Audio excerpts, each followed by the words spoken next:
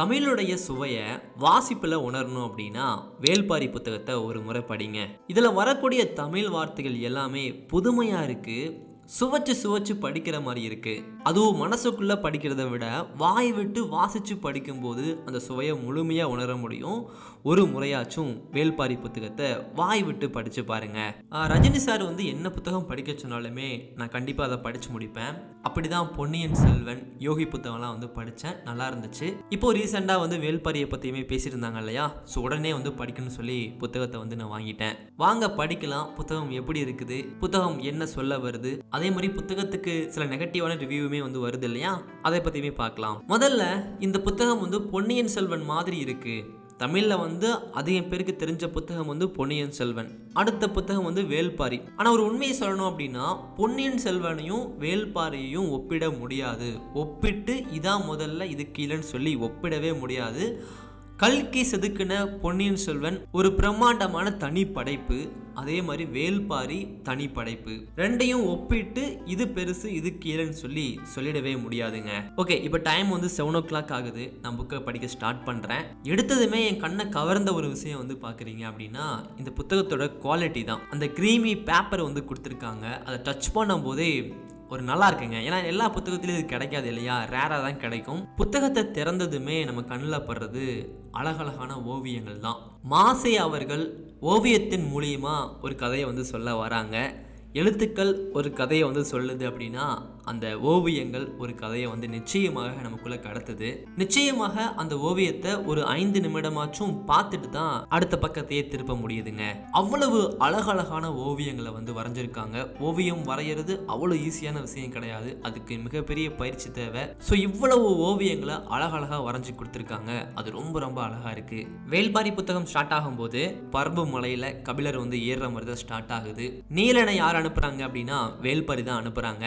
So நீலனும் கபிலரை சந்திச்சு அவரை மேலே அழைச்சிட்டு போகிறான். இவங்க 2 பேருக்கும் நடுவில் தான் ஒரு 50 பக்கங்கள் நகருதுங்க. நமக்குள்ள அங்கங்கே ஒரு சிரிப்பையும் ஏற்படுத்துது. அதே மாதிரி இயற்கையோட வாசத்தை உணரவும் முடியுது. இந்த புத்தகத்தில் பனை மரங்களை பற்றியும் இயற்கையை பற்றியும் பரம்பு மலையை பற்றியும் அந்த 50 பக்கங்களுக்குள்ள நமக்குள்ள கடத்துறாங்க. அந்த வாசத்தை உணர்ந்துக்கிட்டே நம்மளால படிக்க முடியுது. கபிலர் நீலங்கிட்ட சில கேள்விகளை கேட்கறதும் அதுக்கு நீலன் கொடுக்கக்கூடிய பதில் கபிலரை அதிர்ச்சிக்கு உள்ளாக்குறதும் ரொம்பவே அழகாக எழுதப்பட்டிருந்துச்சு. அதுக்கப்புறம் வரக்கூடிய முக்கியமான ஒரு சீன் இந்த புத்தகத்தில் குறைவாக வந்தாலும் அது எல்லார் மனசிலையும் ஆழமாக பதிஞ்சிரும். அதுதான் முருகர் வள்ளியுடைய கதை. நானும் இதை எழுதியிருக்கேன். நான் ஃபுல் புத்தகமாகவே எழுதியிருக்கேன். ராயனின் மகுடம், தஞ்சையின் வாசம், ஆசான், இந்த மாதிரி ஒரு 5 புத்தகங்கள் நானுமே எழுதியிருக்கேன். நான் ஒரு புத்தகத்தை வாசிக்கிறேன் அப்படின்னா ஒரு வாசகர் பார்வையில் வாசிக்காம ஒரு எழுத்தாளர் பார்வையிலையும் நான் வாசிக்கணும் இல்லையா. ஸோ அப்படிதான் நான் வாசிக்கிறேன். டைம் இருந்தால் என்னுடைய புத்தகத்தையும் நீங்கள் வாங்கி படிங்க. நான் இப்போ தான் எழுத ஸ்டார்ட் பண்ணியிருக்கேன் அப்படிங்கிறதுனால எனக்கு இன்னும் பப்ளிஷர் கிடைக்கல. நானாக தான் எல்லாமே ஓனாக பண்ணியிருக்கேன். புத்தகத்தோட கவராக இருக்கட்டும், இந்த மேப்பாக இருக்கட்டும், வரைபடங்களாக இருக்கட்டும், எல்லாமே நானாக ஓனாக பண்ணது. எனக்கு இன்னும் பதிப்பாசிரியர் கிடைக்கலங்க. நல்ல ஒரு பதிப்பாசிரியர் கிடைச்சாங்க அப்படின்னா தமிழ்நாட்டில் இருக்கக்கூடிய எல்லா கடைகளுக்கும் என்னோட புத்தகம் போய் சேரும். நிறைய புத்தகங்கள் விற்பனை ஆகும். அதன் மூலியமா பார்க்கலாம் நல்ல ஒரு பப்ளிஷர் கிடைக்கிறாங்களா சொல்லிட்டு. சரி, ஓகே. முருகர் வள்ளி கதை. முருகரை கடவுளாகவும் காமிக்காம சாதாரண மனிதனாகவும் காமிக்காம நடுவில் காமிச்சிருப்பாங்க. எஸ், ரொம்ப மனிதனாகவும் காமிச்சிட்டா அது சாதாரணமாகவும் போயிடும், கடவுளாகவும் காமிச்சிட்டா அது வேற மாதிரி போயிடும். நடுவில் காமிச்சிருக்காங்க. அது ரொம்ப ரொம்ப ரசிக்கும்படியாக இருந்துச்சு. முருகருடைய தோழனா எவ்வியும் வரான். முதல்ல காதலை ப்ரப்போஸ் பண்ண போறாரு முருகர். அந்த சீன்லாம் ரொம்ப ரொம்ப அழகா இருந்துச்சு. அதுக்கப்புறம் நடக்கக்கூடிய காதல் காட்சிகள், ரொமான்டிக் சீன்லாம் பார்க்குறீங்கன்னா ரொம்ப ரொம்ப அழகா இருந்துச்சு. இன்னொரு விஷயம் என்ன அப்படின்னா, நீங்கள் புத்தகம் படிக்க ஸ்டார்ட் பண்ணதும் அங்கே நிச்சயமாக ஏதாச்சும் ரொமான்டிக் சீன் வந்துக்கிட்டே இருக்கும். ஒரு விளக்கில் அது காமிப்பாங்க. ஒரு நாக விளக்கு உருவாக்கி அதில் விளக்கு ஏற்றும் போது அந்த இடத்துல ஒரு ரொமான்டிக் சீன் வரும். அதை பார்க்கும்போதே சூப்பர்ல அப்படிங்கிற மாதிரி இருக்கும். இப்போ இந்த புத்தகத்தை படமாகவும் எடுக்க போகிறாங்க இல்லையா, எடுக்க ஸ்டார்ட் பண்ண போகிறாங்க இல்லையா. ஏன் இந்த புத்தகத்தை படமாக எடுக்க போகிறாங்க அப்படின்னா பிரம்மாண்டம்ங்க. கொஞ்சம் ஃபேண்டசிங்க. என்ன ஃபேண்டசி அப்படின்னா, தமிழில் என்ன ப்ரோ ஃபேண்டசி அப்படின்னா, தமிழில் தாங்க நிச்சயமாக ஃபேண்டசி இருக்குது. நானோட புத்தகத்தில் நிச்சயமாக எல்லா புத்தகத்திலையுமே ஃபேண்டசி சேர்த்து தான் எழுதுவேன். வேள்பாரி புத்தகத்திலையும் ஃபேண்டசி இருக்குது. கபிலரும் நீலனும் மலையில ஏற ஆரம்பிச்சதுக்கு அப்புறம் கொற்றவை கூத்து பார்க்க எல்லா குடிகளும் மலை மேலே ஏறிக்கிட்டு இருப்பாங்க. அப்போ நடுவில் போய்கிட்டு இருக்கும்போது காக்கா விரிச்சு அப்படிங்கிற ஒரு பறவை வருங்க. கழுகு மாதிரியே சின்னதாக வந்து இருக்கும். கண்ணமைக்கிற நேரத்தில் நம்மளுடைய பின் தலையில் வந்து ஒரே அடியை அடிச்சுட்டு போயிடும். அதை அடிச்சிச்சு கொத்திருச்சு அப்படின்னா அந்த இடத்துலயே அவங்க இறந்துருவாங்க. நிச்சயமாக அந்த சீன் படிக்கும்போது திக்குன்னு இருந்துச்சு. ஐயோ கபிலருக்கு ஏதாச்சும் ஆயிடுமோ, நீரனுக்கு ஏதாச்சும் ஆயிடுமோ, இந்த குடிகளுக்கு ஏதாச்சும் ஆயிடுமோன்னு சொல்லிட்டு பயம் வந்து வரதான் செஞ்சிச்சு. ஸோ அதுக்கப்புறம் 100 பக்கங்களை தாண்டினதுக்கு அப்புறம் தான் வேள்பாரியை தோற்றம் அளிக்கிறாங்க. சூரியன் உதயமாகும் போது வேள்பாரியும் அந்த இடத்துல வந்து வராங்க. முக்கியமாக கபிலரை வந்து வேள்பாரி ரொம்ப ரொம்ப மதிச்சு தன்னோட தோளில் தூக்கிட்டு ஆதிமலையை நோக்கி நடக்க ஆரம்பிக்கிறாங்க. அந்த ஆதிமலையில தான் கொற்றவை கூத்து வந்து நடக்குது.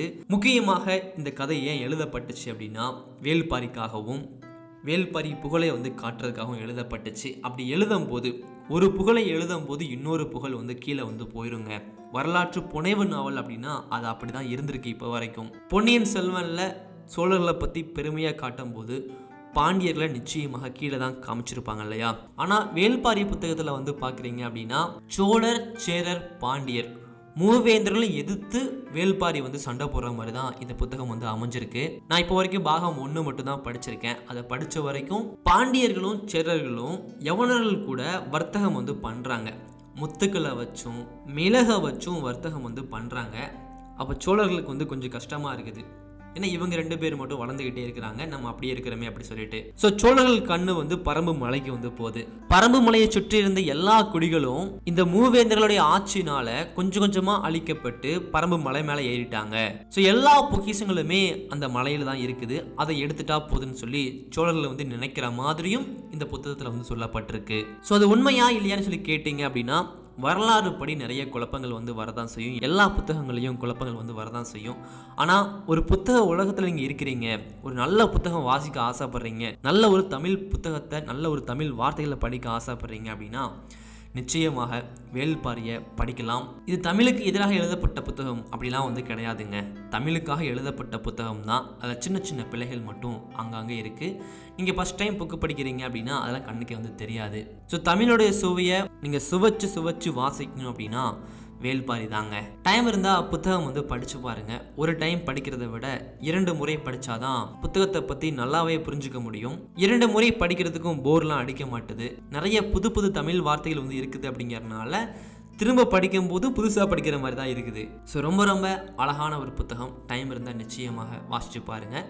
நம்ம அடுத்த புத்தகத்தில் வந்து பார்க்கலாம். தேங்க்யூ.